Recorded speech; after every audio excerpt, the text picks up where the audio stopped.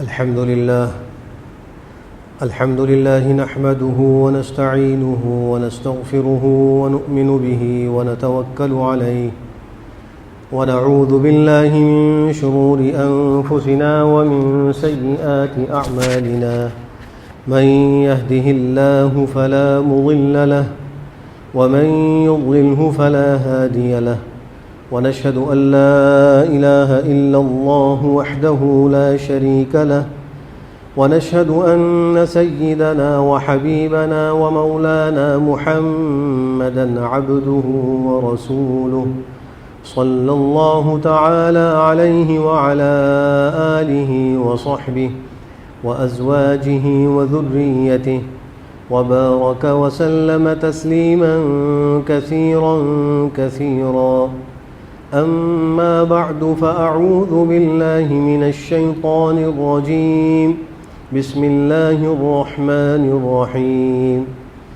الرجال قوامون على النساء بما فضل الله بعضهم على بعض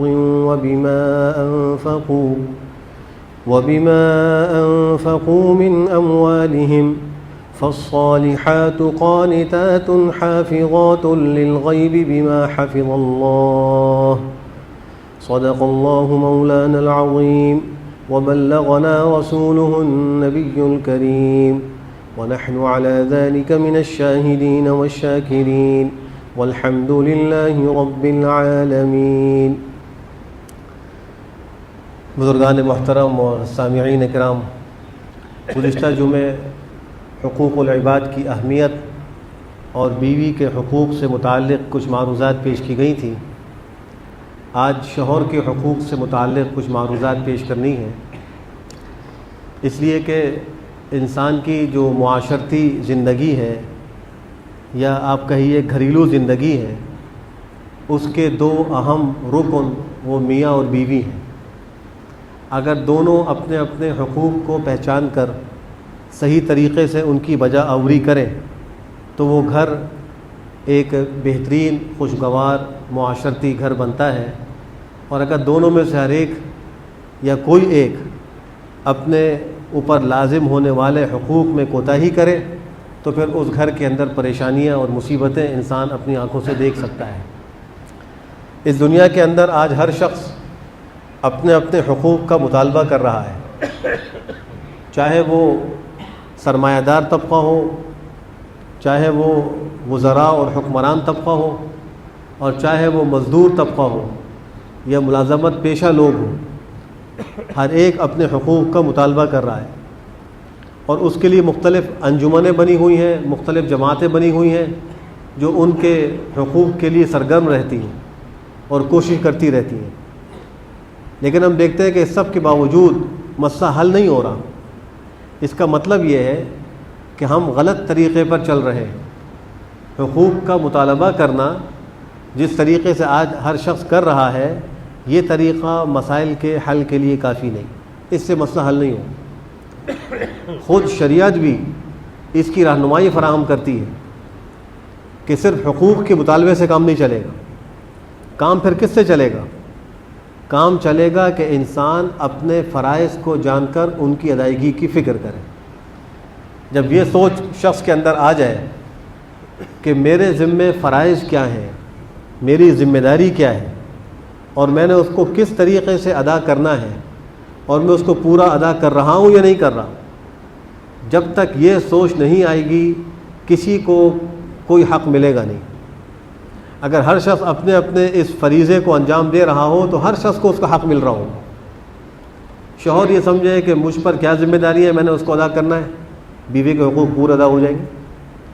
بیوی یہ سوچے کہ مجھ پر کیا ذمہ داری ہے، کیا فرائض ہیں، ان کو ادا کرنے کا اہتمام کرے تو شوہر کے حقوق پورے ہو جائیں گے. ماں باپ یہ کوشش کرے کہ ہمارا کیا فرض ہے وہ ادا کریں، اولاد کے حقوق ادا ہو جائیں گے. اولاد یہ سوچے کہ ہمارا کیا فرض ہے، ہمیں کیا کرنا چاہیے، تو ماں باپ کے حقوق ادا ہو جائیں گے. یہ مسئلے کا حل ہے. آج اگر کسی کو اصلاح کی طرف ہم متوجہ دیکھتے ہیں تو عمومی طور پر یہ مزاج سامنے آتا ہے کہ ہر شخص دوسرے کو ٹھیک کرنے کی فکر میں لگا ہوا ہے. وہ چاہتا ہے کہ وہ دوسرا ٹھیک ہوگا، میں اس کی اصلاح کروں گا، معاشرہ ٹھیک ہو جائے گا. یہ سوچ بھی غلط ہے. ہر شخص کو چاہیے کہ وہ اپنی اصلاح کی فکر کرے، اس لیے کہ میں اور آپ اور جتنے یہ افراد انسانی ہیں ان سے مل کر معاشرہ تشکیل پاتا ہے۔ اگر ہر فرد انسان اپنی اصلاح کی فکر کر لے تو پورے معاشرے کی اصلاح ہو جائے گی۔ اور یہ قرآن کریم کی آیت سے ثابت ہے۔ اللہ فرما رہے یا ایھا الذین آمنوا علیکم انفسکم، اے انسانوں، اے وہ لوگوں جو ایمان لائے ہو، تم اپنے آپ کی فکر کرو۔ علیکم انفسکم لا یغرکم من ضل اذا اہتدیتم، اگر تم خود ہدایت پر ہوگے، صحیح طریقے پر ہوگے تو گمراہ لوگ تم کو کوئی نقصان نہیں پہنچا سکتے، لیکن اگر تم خود ہدایت کے راستے پر نہیں ہوگے تو پھر گمراہ لوگ بھی تم کو نقصان پہنچائیں گے۔ اور دوسری آیت میں فرمایا کہ یا ایھا الذین آمنوا قوا انفسکم واہلیکم نارا، اے ایمان والو اپنے آپ کو بچاؤ اور اپنے گھر والوں کو جہنم کی آگ سے بچاؤ۔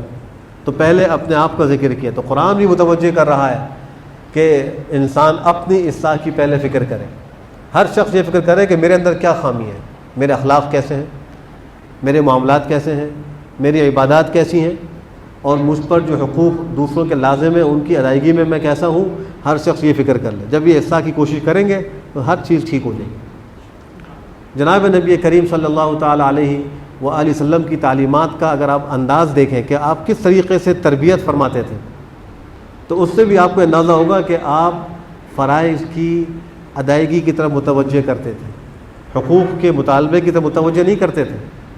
حدیث شریف میں آپ نے فرمایا لا جلب ولا جنب، اموال زکوٰۃ کے بارے میں آپ فرما رہے ہیں کہ جلب اور جنب کوئی نہ کرے، یہ دو اصطلاحات ہیں۔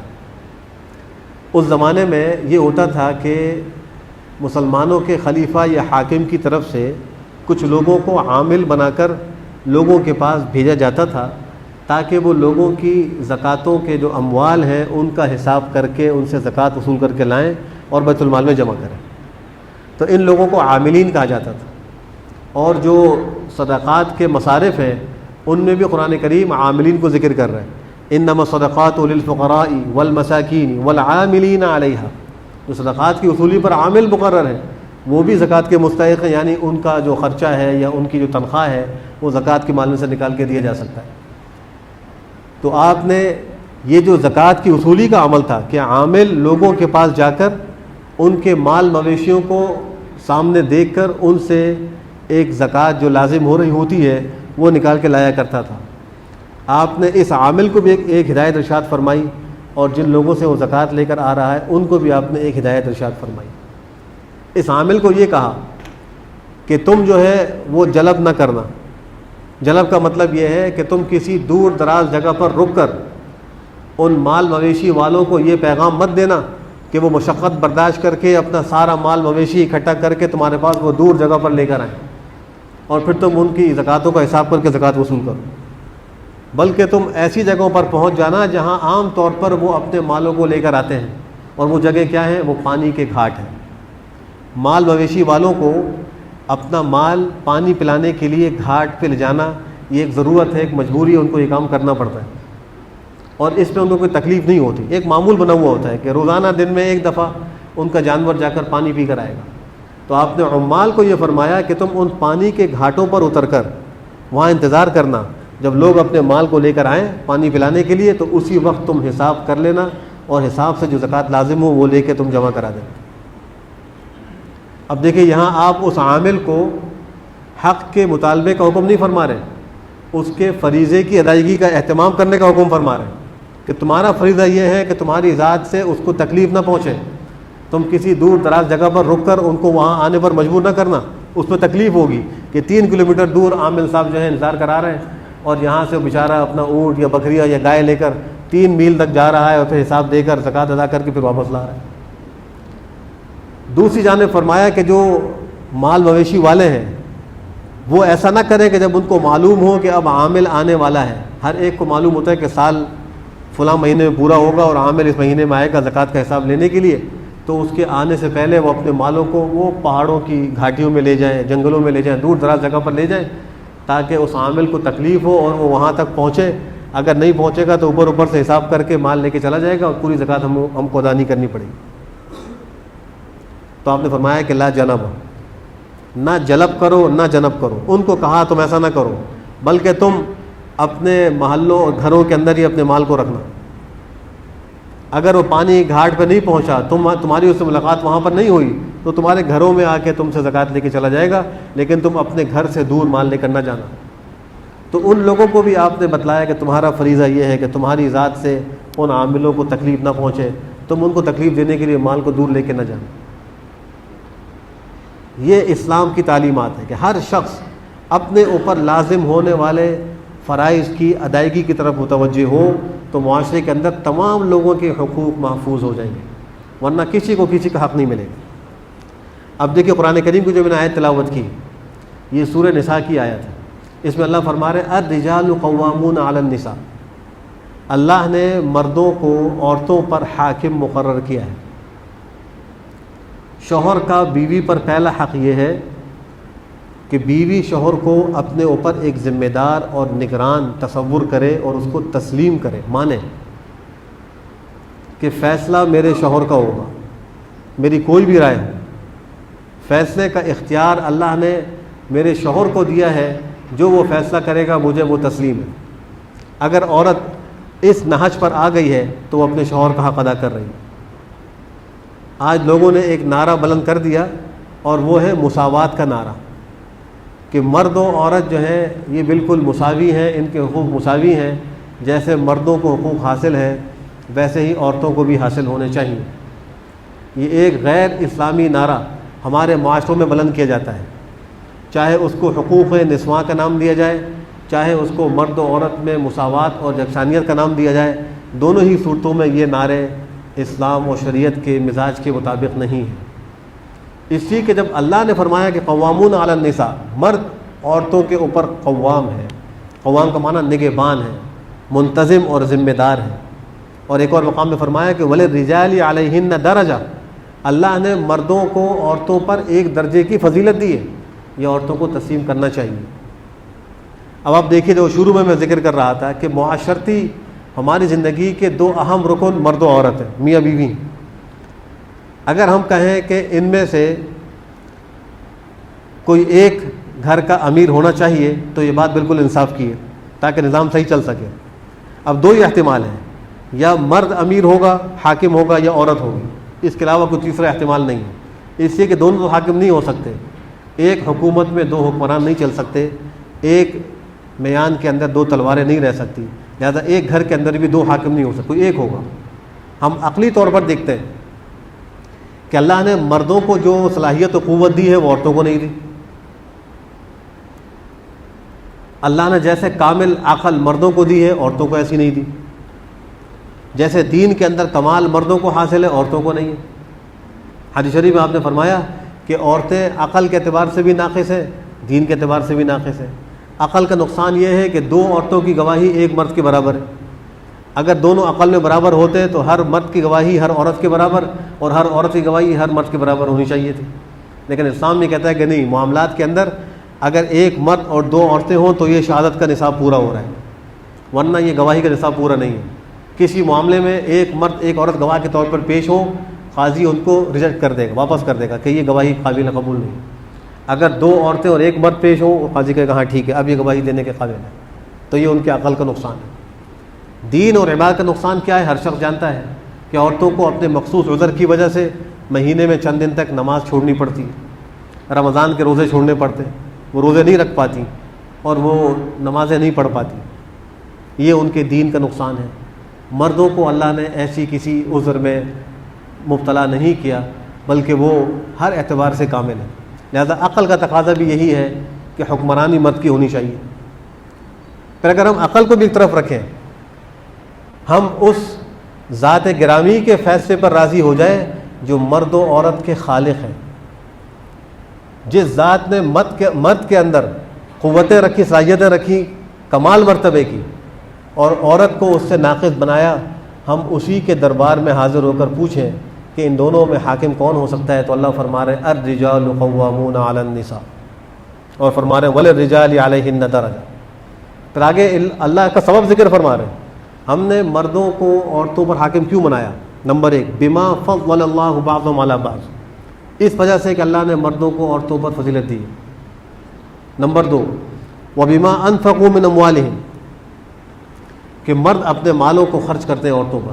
مرد کے ذمہ ہے کہ عورت کو مہر دے, مرد کے ذمہ ہے کہ عورت کا نان نفقہ برداشت کرے, عورت کے ذمہ نہیں ہے کہ وہ گھر کا خرچہ چلائے. گھر کا خرچہ چلانا مرد کی ذمہ داری ہے. ان دو اسباب کی وجہ سے اللہ نے مردوں کو عورتوں پر حاکم بنایا. اب اس کے بعد آئیے فالصالحات قانتات. اب جو نیک عورتیں ہیں ان کے اندر کیا صفات ہوں گی؟ انہی صفات سے شوہروں کے حقوق بھی معلوم ہوں گے. پہلی صفت ہے قانتات, وہ اللہ کی فرما بردار ہو, تابعات ہو. اگر عورت اللہ کی فرما بردار نہیں, شوہر کی فرما بردار نہیں, تو وہ شوہر کے حق کو ادا نہیں کر رہی. خواتین کو چاہیے کہ وہ مردوں کی اور شوہروں کی فرما برداری کو اختیار کرے اور اس کو اپنا اعزاز سمجھے, اس کو اپنے لیے باعث اجر و ثواب سمجھے. ایسی عورت دنیا کے اندر بھی کامیاب زندگی گزارتی ہے جو اپنے شوہر کو عزت دیتی ہے, جو اپنے شوہر کی فرمانبرداری کرتی ہے. اور جو عورتیں شوہر کی نافرمانیاں کرتی ہیں دنیا میں بھی ذلیل و خوار ہوتی ہیں, اور آخرت میں بھی اللہ کے یہاں ان کی پکڑ ہوگی کہ تم نے اس شوہر کے حق کو کیوں ادا نہیں کی. دوسری صفت فرمائی حافظات للغیب ما حفظ اللہ, کہ اللہ کی حفاظت کی وجہ سے وہ اپنے ناموس کی بھی حفاظت کرنے والی ہیں اور شوہر کی غیر موجودگی میں اس کے مال کی بھی حفاظت کرنے والی ہیں. اس سے معلوم یہ ہوا کہ عورت پر شوہر کا یہ حق لازم ہے کہ وہ اپنی عزت کی حفاظت کرے. جن چیزوں کو شوہر پسند نہیں کرتا وہ ان چیزوں کو نہ اختیار کرے. آپ کو عجیب و غریب واقعہ سناتا ہوں. آپ سب جانتے ہیں کہ ام المؤمنین حضرت ام حبیبہ رضی اللہ تعالی عنہ, یہ کون تھی؟ یہ ابو سفیان کی صاحبزادی تھی, حضرت ابو سفیان کی بیٹی تھی. ان کی کنیت ہے ام حبیبہ, ان کا نام ہے رملہ. بڑا پیارا خوبصورت نام, بچوں میں یہ نام بھی رواج دینے کے قابل ہے, بچوں کو نام رکھنا چاہیے. رملہ ان کا اصل نام تھا, رملہ, اور کنیت تھی ام حبیبہ. ابو سفیان شروع میں مسلمان نہیں ہوئے تھے, فتح مکہ کے موقع پر مسلمان ہوئے. بدر میں, احد میں, بدر میں تو تجارتی قافلہ لے کر نکل گئے تھے اور احد میں لشکر لے کر آئے تھے. پھر غزوہ احزاب میں عربوں کی جماعتوں کو لے کر آئے تھے. اس کے بعد صلح حدیبیہ کا معاملہ آیا, اس میں بھی شریک تھے. تو ہر قسم کی جنگوں میں یہ سب سے آگے رہتے تھے.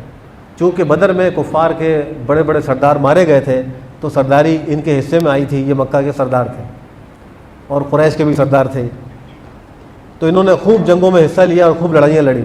فتح مکہ میں جا کے مسلمان ہوئے. تو ان کی صاحبزادی ام حبیبہ, ان کا نکاح ایک شخص سے ہوا. ام حبیبہ تو مسلمان ہو گئی, باپ مسلمان نہیں تھا, یہ مسلمان ہو گئی. ان کا شوہر بھی مسلمان تھا. ام حبیبہ نے اپنے اسلام کو اور ان کے شوہر نے اپنے اسلام کو بچانے کے لیے حبشہ کی ہجرت کی, جو مسلمانوں کی پہلی ہجرت تھی. حبشہ میں نجاشی, جس کا نام اصحمہ ہے, نجاشی تو اس کا لقب ہے, وہ ایک بادشاہ تھا, بڑا رحم دل تھا, اور اللہ نے اس کو بھی اسلام کی توفیق دی تھی. اور اس نے آپ صلی اللہ علیہ وسلم کی خدمت میں ہدایہ بھی پیش کیے تھے, نیاز مندی کا اظہار بھی کیا تھا. اور جب اس کا انتقال ہوا تھا تو حضور نے اس کی نماز جنازہ مدینہ منورہ میں رہ کر ادا فرمائی تھی. تو یہ وہاں چلی گئی, وہاں رہی. انہوں نے ایک دن خواب دیکھا کہ ان کے شوہر کا چہرہ مسخ ہو گیا. خواب میں دیکھ رہی ہے کہ میرے شوہر کا چہرہ بگڑ گیا, مسخ ہو گیا. صبح اٹھی تو گھبرا گئی. ایسا تو نہیں کہ میرا شوہر اسلام سے پھر جائے, تعبیر تو اس کی یہی تھی, اور وہی ہوا. ان کا شوہر مرتد ہو گیا اور اسلام سے پھر گیا, اور اسی ارتداد میں وہ مرا. اب آپ دیکھیے, پردیس میں ایک خاتون جو اپنے شوہر کے ساتھ اپنے دین و ایمان کو بچانے کے لیے نکلی, اور اس کا شوہر مرتد ہو کر مر گیا, اور وہ اکیلی, نہ خاندان نہ کوئی اور. اس کا کیا حال ہوگا؟ سرکار دو عالم صلی اللہ تعالیٰ علیہ وآلہ وسلم کو جب یہ اطلاع ملی تو آپ نے نجاشی کو پیغام بھیجا عدت کے بعد, اور اس کو کہا کہ ام حبیبہ کو میرا نکاح کا پیغام پہنچائیں کہ میں ان سے نکاح کرنا چاہتا ہوں. اللہ کیا شرف عطا فرما رہے ہیں. ابو سفیان جو اس وقت تک پیغمبر کے سب سے بڑے دشمن تھے, اور ان کی جو بیٹی ام حبیبہ مسلمان تھی, وہ پیغمبر کی زوجیت محترم میں آ رہی ہیں اور ساری امت کی ماں بننے جا رہی ہیں. اور یہاں یہ بھی عجیب بات ہے, ابو سفیان ابھی تک مسلمان نہیں ہوئے تھے. جب ان کو یہ معلوم ہوا کہ میری بیٹی ام حبیبہ کو حضور صلی اللہ علیہ وسلم نے نکاح کا پیغام بھیجا اور ان سے نجاشی نے نکاح کرا دیا ہے، تو باوجود ہے کہ لڑائی چل رہی تھی، دشمنی چل رہی تھی، تو ابو سفیان نے اس وقت کہا یہ بڑی خوشی کی خبر ہے، یہ بڑی خوشی کی خبر ہے کہ میری بیٹی کو حضور کا نکاح کا پیغام دیا، حضور نے اس کو اپنی زوجیت میں قبول فرمایا۔ بات یہاں ختم نہیں ہوتی، جب یہ واپس پہنچتی ہیں، مدینہ منورہ پہنچ جاتی ہیں، ہجرت کے بعد پیغمبر بھی وہاں ہوتے ہیں، تو فتح مکہ سے پہلے جو صلح حدیبیہ ہوئی اس میں کفار کی طرف سے جب خلاف ورزی ہوئی معاہدے کی، تو پیغمبر نے ان کو پیغام بھجوا دیا تھا کہ دیکھو بھائی تم نے وعدے کی خلاف ورزی کی ہے، ہمارا تمہارا معاہدہ ختم، اب جب بھی ہمیں موقع ملے گا ہم تم پر حملہ کریں گے اور تمہیں نقصان پہنچائیں گے۔ صاف اعلان کر دیا، امانت کا تقاضا بھی یہی تھا، حالانکہ 10 سالہ معاہدہ تھا وہ، لیکن بدعہدی کی قریش نے اور ان کے حلیفوں نے، نتیجے میں معاہدہ ختم ہوا۔ آپ نے صاف پیغام دیا کہ آئندہ ہمارا تمہارا معاہدہ نہیں رہا اب، اور ہم تم پہ حملہ کریں گے کسی بھی وقت۔ ابو سفیان کو فکر ہوئی کہ اگر پیغمبر نے حملہ کیا، مسلمان آ گئے مکہ پر، تو ہم مکہ کو نہیں بچا سکیں گے اور ہم ان کو شکست نہیں دے سکیں گے، تو کسی طریقے سے یہ جنگ کا جو خطرہ ہے وہ ٹالو۔ پہلے وفد بھیجے، ناکامی ہوئی، ابو سفیان خود پہنچے، ابھی تک مسلمان نہیں ہوئے تھے، وہاں پہنچے اور چھپتے چھپاتے اپنی بیٹی ام حبیبہ کے پاس پہنچ گئے۔ اصل بات جو بتلانا چاہ رہا ہوں وہاں تک میں اب پہنچا ہوں۔ ام حبیبہ کے گھر میں وہ گئے، باپ آ رہا ہے اپنی بیٹی کے گھر پہ، بیٹی نے آگے بڑھ کر باپ کا استقبال کیا، باپ ہے اگرچہ وہ کافر ہے، کافر ماں باپ کی بھی خدمت اور ان کا ادب مسلمان اولاد پر لازم ہے، وہ اس کے ماں باپ ہیں، محسن ہیں، اگر وہ اس کو شرک پر مجبور کریں تو منع ہے کہ ان کی اطاعت نہ کرنا۔ وَإِن جَاهَدَاكَ عَلَىٰ أَن تُشْرِكَ بِهِ مَا لَيْسَ لَكَ بِهِ عِلْمٌ فَلَا تُطِعْهُمَا، اللہ فرما رہا ہے ان کی بات نہ ماننا اس وقت اگر تم کو وہ شرک پر مجبور کریں، لیکن وَصَاحِبْهُمَا فِي الدُّنْيَا مَعْرُوفًا، ان کے ساتھ دنیا کے اندر اچھے طریقے سے برتاؤ کرنا، دنیا میں حسن سلوک کے ساتھ رہنا۔ آج افسوس سے کہنا پڑتا ہے کہ مسلمان ماں باپ کی اولاد آج ان کو پریشان کرتی ہے، ان کو تنگ کرتی ہے، تکلیفیں پہنچاتی ہے۔ قرآن کریم تو کہہ رہا ہے کہ اگر وہ کافر بھی ہوں تو بھی اے مسلمانوں تم ان کے ساتھ اچھا معاملہ کرنا۔ انہوں نے آگے بڑھ کر استقبال کیا، باپ کو اندر لے کر آئیں۔ جب پیغمبر کے بستر کے قریب وہ آئے تو ابو سفیان کے بیٹھنے سے پہلے ام حبیبہ نے پیغمبر کا بستر لپیٹ دیا، بستر ہٹا دیا۔ باپ حیران کہ بیٹی یہ موقع تو بستر بچھانے کا تھا اور تم میرے لیے بستر کو ہٹا رہی ہو۔ انہوں نے فرمایا کہ اس وقت آپ پاک نہیں ہیں اور یہ میرے شوہر کا پاک بستر ہے، آپ اس پاک بستر پر بیٹھنے کے اہل نہیں ہیں، لہذا میں آپ کو اس پہ نہیں بیٹھنے دے سکتی۔ یہ ہے اسلام اور اس کی تعلیمات، یہ ہے شوہر کے حق کی ادائیگی کہ شوہر گھر میں جس فرد کے آنے کو پسند نہیں کرتا، جس شخص کے بستر پر بیٹھنے کو پسند نہیں کرتا، بیوی پر لازم ہے کہ وہ شوہر کے حق کی ادائیگی میں اس کو نہ آنے دے۔ حدیث میں آپ نے فرمایا کہ یہ عورتیں اپنے شوہروں کے بستروں کو ان لوگوں سے نہ رنوائیں، ان لوگوں کو ان بستروں پہ نہ بٹھائیں جن کے آنے سے شوہر راضی نہ ہو۔ زمانہ جاہلیت میں نامحرم گھروں کے اندر آ کر بیٹھتے تھے، آپ نے منع فرما دیا کہ جس کے آنے سے شوہر راضی نہ ہو اس کو گھر میں مت آنے دینا۔ اب کہاں باپ جو سفر کر کے آ رہا ہے، کافی عرصے کے بعد ملاقات ہو رہی ہے، اور کہاں یہ شوہر کا حق ہے، وہ بیٹی کہتی ہے کہ آپ بستر پر بیٹھنے کے اہل نہیں۔ اس کے بعد پیغمبر کی خدمت میں پیغام بھیجا، بات چیت ہوئی، آپ نے ان کی صلح کے پیغام کو مسترد کر دیا اور قبول نہیں کیا، اور پھر وہ فتح مکہ کا مشہور واقعہ ہوا۔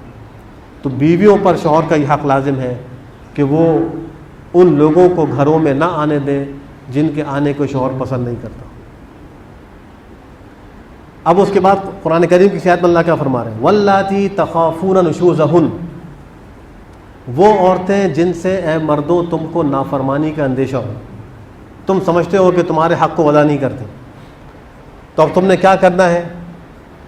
یہاں 4 کام کرنے کا حق اللہ نے دیا شوہروں کو، 4 کام کر سکتے ہیں اور بتدریج کر سکتے ہیں، اس پہ تقدیم تاخیر نہیں کرنی، جس طریقے سے کہا ہے ویسے ہی کرنا ہے۔ یعنی اگر گھر میں اختلاف ہو، گھر کے اندر ناچاقی ہو اور ایک دوسرے کے حقوق کی پامالی ہو، تو پہلا کام کرنا ہے فعظوہن، ان کو نصیحت کرنی ہے، ان کو سمجھانا ہے، محبت سے، اخلاق سے، دلائل کی بنیاد پر سمجھانا ہے کہ دیکھو میرا یہ حق ہے، تمہاری یہ ذمہ داری ہے، اور تمہارا مجھ پر یہ حق ہے، میری یہ ذمہ داری ہے، ہم دونوں ایک دوسرے کے حقوق کو ادا کریں، اپنی اپنی ذمہ داریوں کو پورا کریں، یہ اس کو سمجھائیں۔ اگر نہ مانے دوسرا کام وَاهْجُرُوهُنَّ فِي الْمَضَاجِعِ، ان کو بستروں سے الگ کر لیں، ایک گھر کے ایک چھت کے نیچے رہ کر بستر الگ کر لیں۔ شریف عورت کے لیے یہ بہت بڑا تعزیانہ ہے کہ شوہر اس سے اپنا بستر الگ کر لے۔ پھر بھی اگر وہ نہ مانے وَاضْرِبُوهُنَّ، ان کی پٹائی بھی کر سکتا ہے لیکن ضرب غیر مبرح ہو، ایسی پٹائی نہ ہو کہ سر پھٹ جائے، ہڈی ٹوٹ جائے اور جو ہے خون نکل آئے، اس طرح کی پٹائی نہ ہو، ایک حد میں رہ کر ہو۔ یہ ایک آخری مرحلہ ہے، کوشش کر کے اس تک جانا بھی نہیں چاہیے، اس لیے کہ اللہ کے انبیاء میں سے کسی بھی نبی نے اس طریقے کو اپنی ازواج کی اصلاح کے اندر اختیار نہیں کیا۔ کسی نبی نے اپنی بیوی کے اوپر ہاتھ نہیں اٹھایا، حالانکہ بعض انبیاء کی ازواج وہ کافرہ بھی تھی، مسلمان نہیں ہوئی تھی، وہ دشمنوں سے ملی ہوئی بھی تھی، امرأہ لوط کا ذکر آتا ہے، اور ایسے ہی بعض اور انبیاء بھی ہیں، لیکن ان انبیاء نے اپنی بیویوں پر ہاتھ نہیں اٹھایا۔ بہرحال اس کی ایک حد تک اجازت ہے، وَاضْرِبُوهُنَّ قرآن کریم کا حکم ہے، کوئی اس کا انکار نہیں کر سکتا۔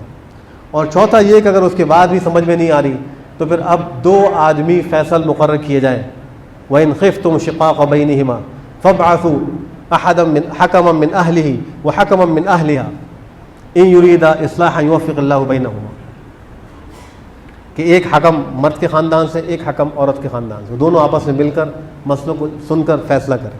یہ 4 بتدریج مراحل ہیں، ان کو پورا کرنا چاہیے۔ اب آ جائیے گھر کے اندر کے حالات کی طرف۔ شرعی اعتبار سے بیوی کے ذمے گھر کے اندر کھانا پکانا اس کی ذمہ داری نہیں ہے۔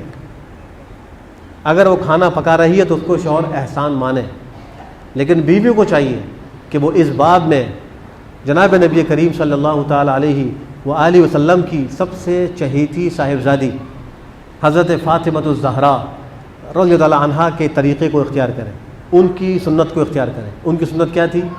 گھر کے اندر وہ آٹا خود پیستی تھی، چکی خود پیستی تھی، چلاتی تھی، مشکیزے کے اندر پانی بھر کر خود لاتی تھی، گھر کی جھاڑو خود دیا کرتی تھی، کوئی نوکرانی نہیں تھی، اور اس کے نتیجے میں ان کے ہاتھوں کے اندر گڑے پڑ گئے تھے چکی پیستے پیستے، سینے پر اور کندھوں پر مشکیزہ اٹھانے کی وجہ سے نیل اور نشان پڑ گئے تھے، اور گھر کی جھاڑو دینے کی وجہ سے ان کے کپڑے غبار آلود ہو جایا کرتے تھے۔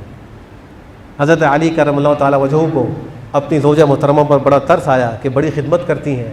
ایک موقع پر سرکار دو عالم صلی اللہ تعالی علیہ وآلہ وسلم کی خدمت میں غلام باندیاں بہت زیادہ وافر مقدار میں آئیں، مال غنیمت کے طور پر یا جزیے اور ٹیکس کے طور پر آئیں، تو حضرت علی نے فرمایا کہ فاطمہ جاؤ اپنے ابا جان کے پاس اور جا کر اسے درخواست کرو کہ وہ تمہیں کوئی باندی کوئی غلام دے دیں تاکہ وہ تمہارے کاموں میں تمہارا ہاتھ بٹائے، چکی پیس لیا کرے، پانی بھر لیا کرے، کنیز ہو تو جھاڑو لگا لیا کرے، تمہیں کوئی راحت مل جائے گی۔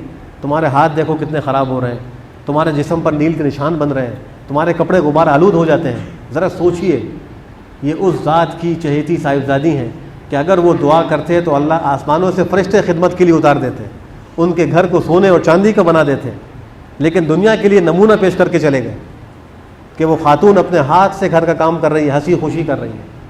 عورتوں کو اس باب میں حضرت فاطمہ الزہرا کو اپنا مقتدا بنانا چاہیے، اپنا آئیڈیل بنانا چاہیے۔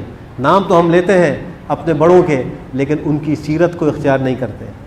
نام لینا تو آسان ہے، لیکن اصل کام ہے ان کی سیرت کو اختیار کرنا۔ اب یہ گئیں اپنے ابا جان کے پاس، جا کے دیکھا کچھ لوگ گفتگو کر رہے ہیں، بات کرنے کی ہمت نہیں ہوئی، واپس آ گئیں۔ پیغمبر نے دیکھ لیا، رات کو تشریف لائے، فاطمہ کیوں آئی تھی؟ عرض کیا کہ اسی آئی تھی، علی نے بھیجا تھا، لیکن شروع میں وہ شرمائی اور لحاف کے اندر سر کر لیا۔ حضرت علی نے عرض کیا اللہ کے رسول میں بتلاتا ہوں وجہ کیا تھی۔ ان کا یہ حال تھا، میں نے ان کو یہ کہا کہ جاؤ جا کر ابا جان سے کچھ درخواست کرو، کچھ غلام باندیاں مل جائیں گی تمہیں راحت ملے گی۔ تو انہوں نے فرمایا کہ اے فاطمہ، بدر کے یتیم تم سے سبقت کر گئے، جب تک ان یتیموں کو میں یہ مال نہ دے دوں اپنی بیٹی کو کیسے دے سکتا ہوں؟ تم سے زیادہ مستحق لوگ موجود ہیں۔ آپ نے بدر کے یتیموں میں وہ مال تقسیم کیا اور بیٹی کو کہا کہ تم کو ایک وظیفہ دیتا ہوں، وہ پڑھ لیا کرو، جب تم بستر پر لیٹو تو 33 دفعہ سبحان اللہ، 33 دفعہ الحمدللہ اور 34 دفعہ اللہ اکبر پڑھ لیا کرو۔ ان تسبیحات کو تسبیحات فاطمی اسی لیے کہا جاتا ہے کہ پیغمبر نے اپنی چہیتی صاحبزادی کو کام کاج میں سہولت کے لیے تسبیح عنایت فرمائی، کہا تمہاری دن بھر کی تھکن کو یہ کافی ہو جائے گی۔ اگر عورتیں اس سیرت کو اختیار کریں تو آپ خود سوچئے وہ گھر جنت کا منظر بنے گا یا نہیں بنے گا؟ اللہ ہم سب کو اپنے اپنے فرائض ادا کرنے کی توفیق نصیب فرمائے. وآخر دعوانا ان الحمد للہ رب العالمین.